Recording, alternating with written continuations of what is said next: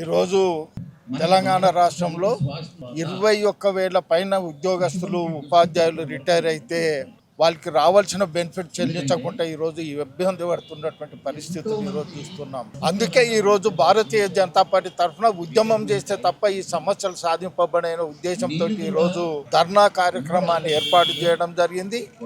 ఈరోజు వేలాది మంది రిటైర్డ్ ఉపాధ్యాయులు ఈ కార్యక్రమంలో ఉద్యోగులు అటెండ్ అయ్యి దీన్ని విజయవంతం చేసే విధంగా కృషి చేయడం జరిగిందనే విషయాన్ని మీకు తెలియదు. 30-35 సంవత్సరాలు ప్రభుత్వ ఉద్యోగం చేసిన తర్వాత రిటైర్మెంట్ రోజు నాడే వారికి రావాల్సిన బెనిఫిట్స్ అందజేసి సాధారణంగా సన్మానించి సాగనంపాల్సిన ఈ ప్రభుత్వం ఈరోజు దాదాపు 50 మంది పైగా ఈరోజు రిటైర్డ్ ఉద్యోగులు ఉపాధ్యాయులు ఆత్మహత్య చేసుకున్నటువంటి విషయాన్ని ఒకసారి గ్రహించాల్సిన అవసరం ఉంది. ఇది ఆత్మహత్యల ప్రభుత్వ హత్యల అనేది కూడా ఒకసారి ఆలోచన చేయాల్సిన అవసరం ఉందనే విషయాన్ని, వాళ్ళకి రావాల్సిన బెనిఫిట్సే కాదు వారు దాచుకున్నటువంటి సొమ్ము. మొన్న రాష్ట్రం అంతా ఒక ఉపాధ్యాయుడు నాకు ఫోన్ చేసి నా బిడ్డ పెళ్లి గురించి నేను జీపీఎఫ్ సొమ్మును అట్లనే పెట్టుకున్నా, ఎన్ని ఇబ్బందులు వచ్చినా బిడ్డ పెళ్లికి ఉపయోగపడతాయని దాచిపెట్టుకుంటే ఆ సొమ్ము రాక పెళ్లి పెట్టుకున్న తర్వాత కూడా పోస్ట్పోన్ చేయాల్సిన పరిస్థితి ఏర్పడ్డది. పెళ్లిని వాయిదా వేసుకునే పరిస్థితి ఏర్పడ్డదంటే ఎంత